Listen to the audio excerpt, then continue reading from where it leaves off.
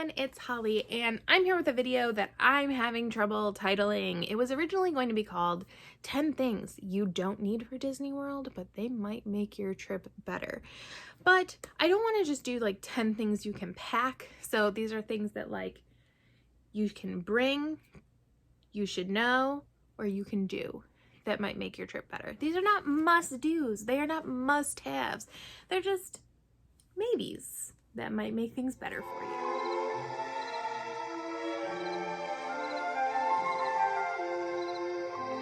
So I did separate them into those three categories. So first, let's do the things that I think you should bring that you don't need, but might make things better for you.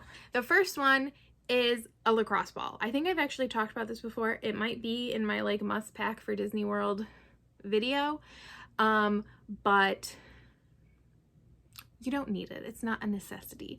I say lacrosse ball, you could use a tennis ball or something like that. I prefer a lacrosse ball because they're harder. I don't have one with me immediately to show you the difference between a lacrosse ball and a tennis ball.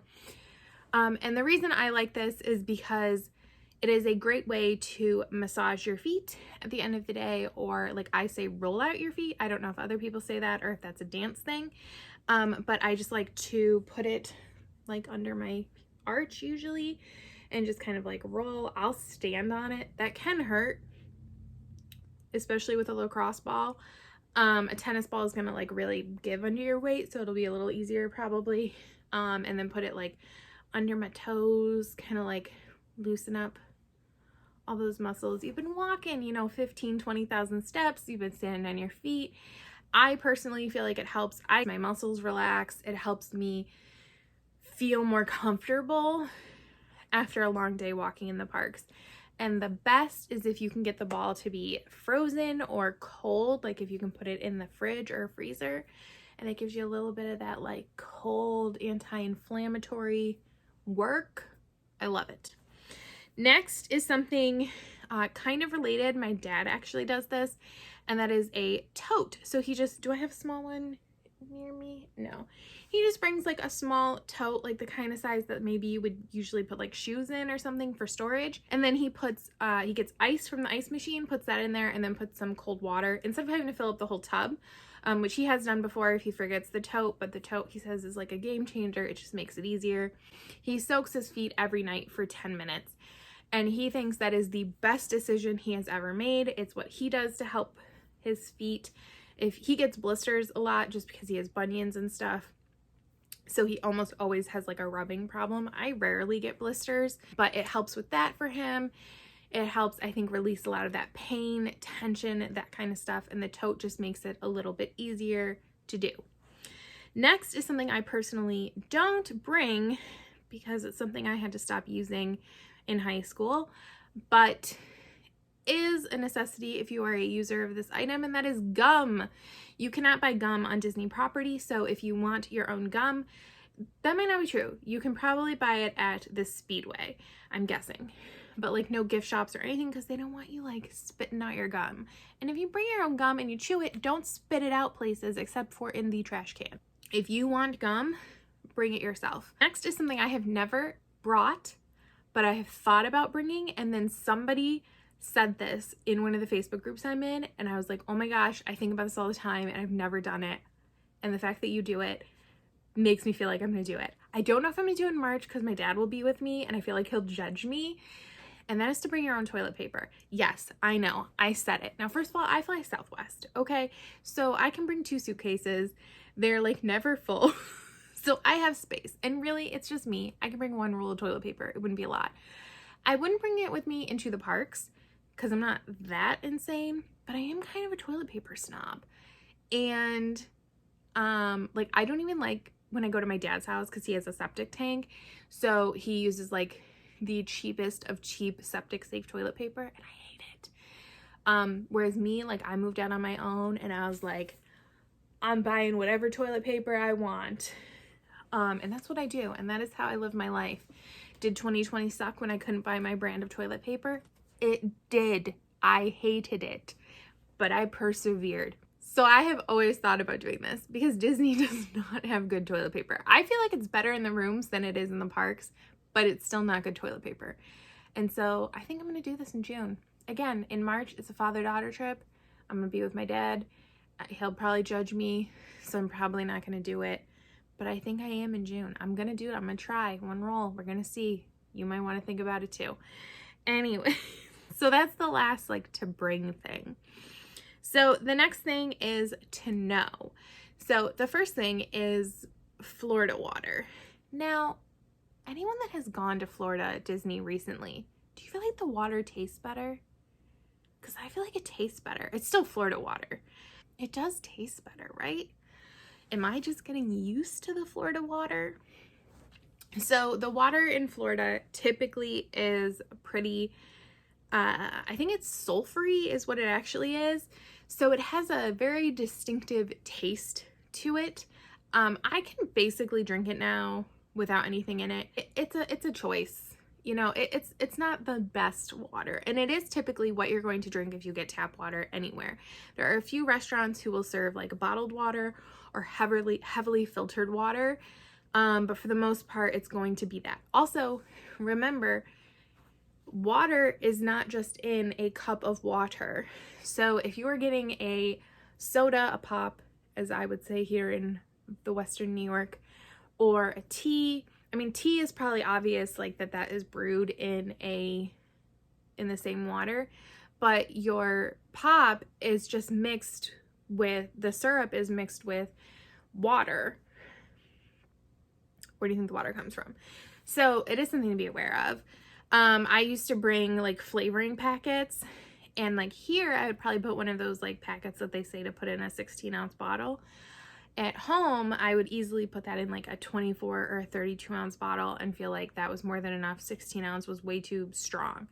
In Florida, that's like what you needed to overpower 16 ounces of Florida water. So it's important to know that, especially if you have somebody in your family that is maybe a very picky water drinker, to know that maybe getting ice water places isn't going to work for you. Or maybe you need to bring a drink, like a drink flavoring. Also, Florida could have different, I never know the difference between hard and soft water, but I do know this. The water in Florida is different than the water here in Western New York.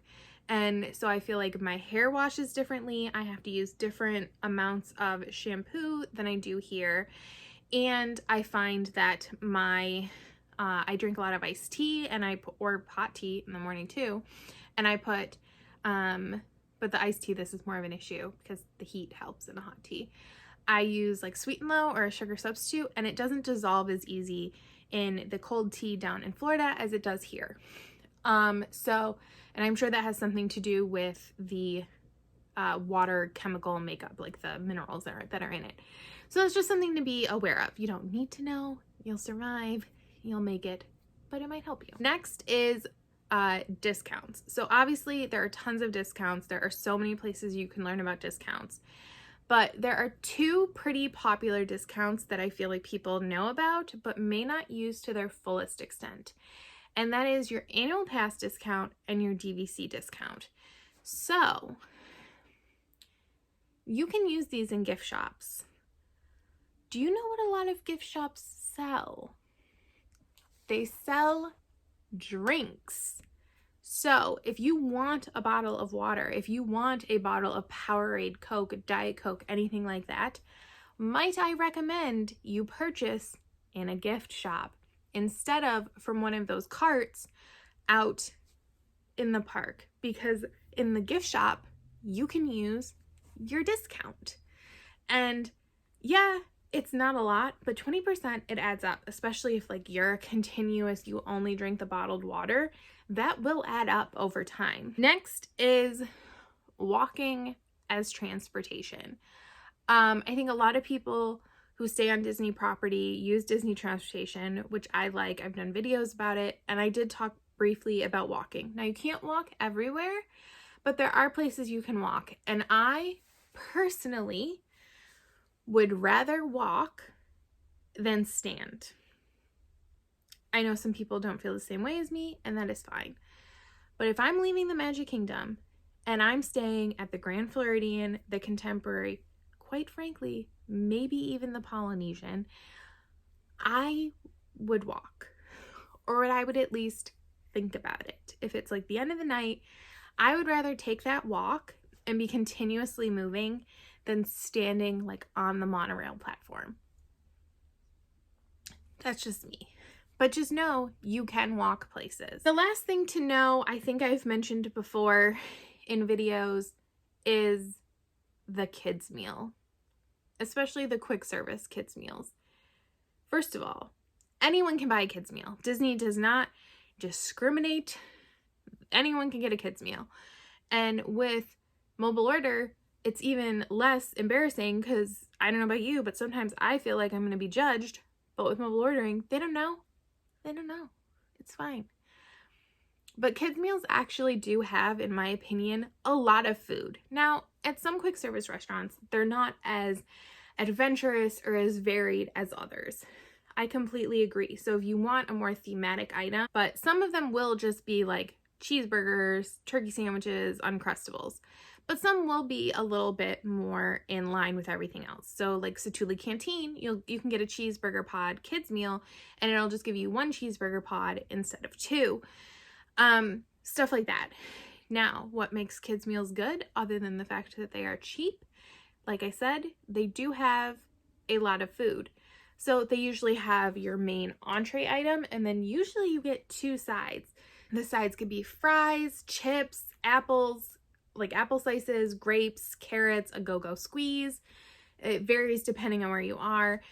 I'm a big fan of like a go-go squeeze. The grapes usually come in like the plastic bag.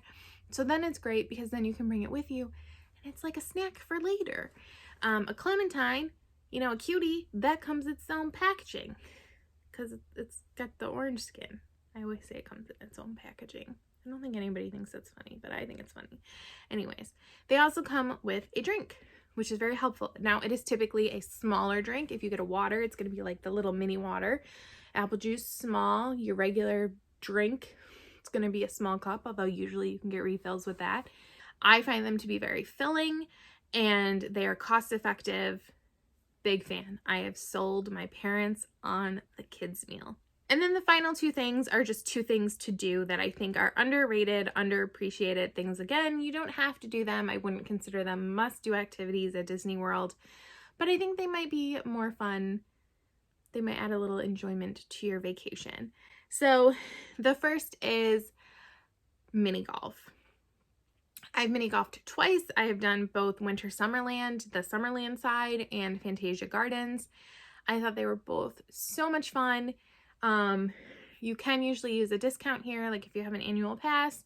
And I think it's just a good like hour and a half. And when we did Fantasia Gardens, it was hot. It was just my dad and I because my stepmom was with us. It was like a big family trip and she like didn't want to be in the sun. And it was hot, but we still 100% enjoyed ourselves. I want to mini golf more. It's just an enjoyable experience and it kind of gets you away from the crowds, but it's still something fun you can do with your family and friends. And the last thing is to go to Rafiki's Planet Watch. Now, I think that this is becoming more and more popular because of the animation experience, which I 100% recommend. I think it's amazing. I do it every time. I would definitely be sad to not do it. And that is part of why I would say to go out there. The animators are great. It's so fun. I'm not artistic at all, and I feel like mine always turn out, at least you know what they're supposed to look like or what character they're supposed to be. I've drawn Dumbo, TikTok, Heimlich, Baby Yoda, but they also have like the petting zoo. It's so great to be able to see the animals. They used to have the keepers come out, animal caretakers, and do like a little demonstration and talk about the animals that they worked with. And they're not doing that really now because of COVID and everything. Hopefully it comes back because that is fun. But you get to see adorable little like goats and pigs and sheep. The sheep are so great. So I definitely recommend going out there, and it is a little bit of a journey because you have to take the train over there from Harambe in Africa and Animal Kingdom, but I 100% think it is worth it. I think it's really enjoyable. I think there's a lot to look at and see and explore if you choose to do that. I think a lot of times people might think it's mostly for kids because of the petting zoo, but I think you can get a lot out of it, and it's cool to see things, and you can talk to some really great cast members if you're into that. And again, the animation experience is definitely worth it. So those are just 10 things that I think you should bring, do, or know about Walt Disney World that might make your trip a little bit better. Thank you so much for watching. I will see you next time. Bye!